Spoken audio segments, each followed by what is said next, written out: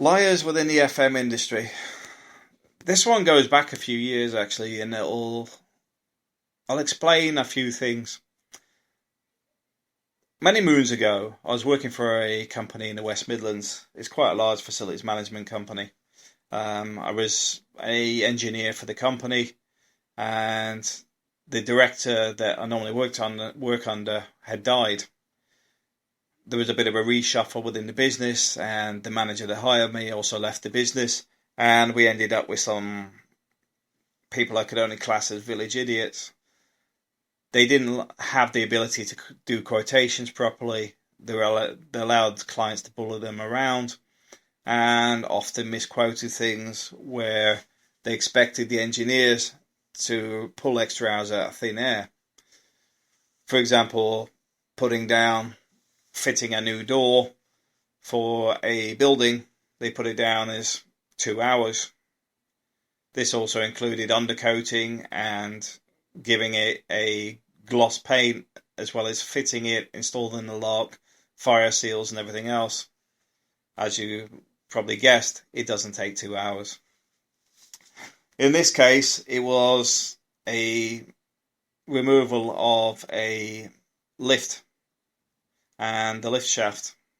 Something we do not do, something we do not specialise in, something we have not had training in, something I made very clear that I did not want to do it, and I did not think we were capable of doing it with the training we currently had, and also, more importantly, we did not have the equipment to do it.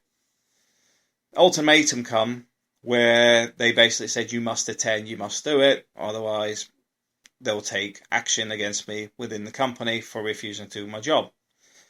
I requested the method statement from a health and safety point of view and said I would attend the site, but we needed equipment to carry out the duty because, quite simply, it was heavy. I attended the site, and another engineer was already carrying out some work. He was trying to get an angle grinder to cut some steel plate, and he climbed under the shaft, and his head was sort of wedged under the lifting area. As I got there, I told him to come out of there. It wasn't safe. I wasn't happy with it. And as I approached him, he come out and the whole thing collapsed. It ended up with a steel bar bouncing. As the lift come down, it bounced and shot a metal bolt through my left ankle, straight through the bone. Later on, the company tried to get that same guy to change his accident report. He left the company within 2 weeks. Why would he leave the company? Because he knew his head was there a few seconds earlier, and he would have been dead if I hadn't have told him to move. The company's response was to try and bully him into changing his accident report as if I wasn't doing my job properly. In the same way, they retracted everything else relating to the work, as to no discussions had ever happened with how to carry it out, where to carry it out, and we should have requested the equipment. Obviously, I kept logs of everything, and I still had the support of the guy that nearly died. This is why I always recommend that you put your umbrella up before it starts raining. That company pulled rank and tried to find ways to remove me from the business because they were worried about the accident. It was only a few years later when I worked for another contractor. I moved from, that was Integral Services, I moved over to Johnson Controls, that I kept bumping into people that all had accidents with the same company.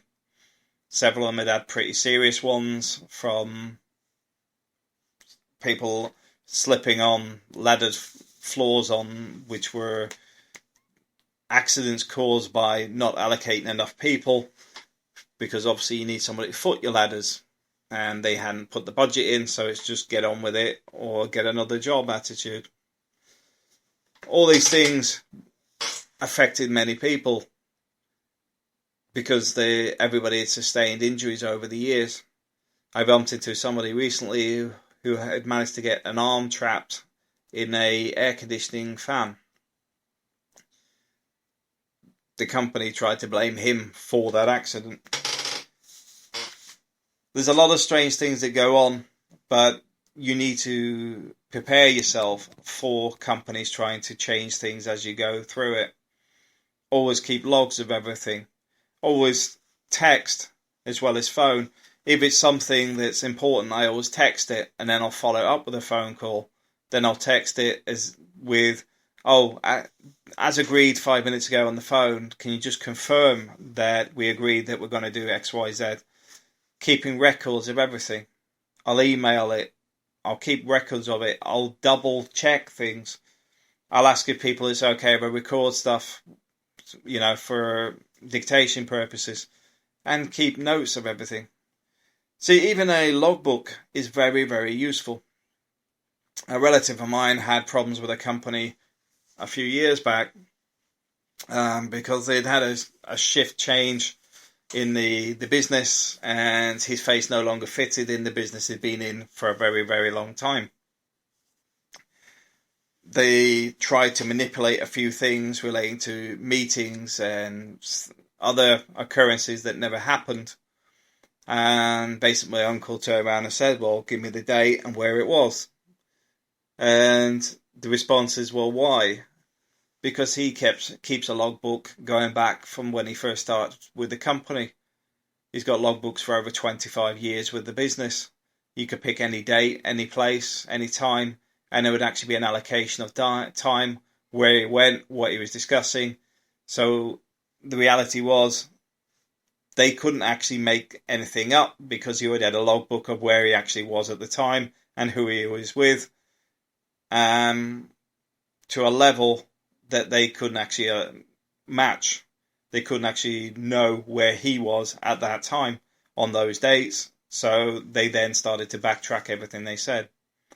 He still left the business, and it was the CEO of the company that returned from his holiday in his flip-flops and shorts that knocked his door and requested he come back to the business. This was due to a £5 million disappearance within the business of money, which actually meant there was about £50 million worth of business that was really missing from the business, because the £5 million was stolen currency for commissions that the directors had made in the Middle East. Always make sure you have your umbrella up before it starts raining.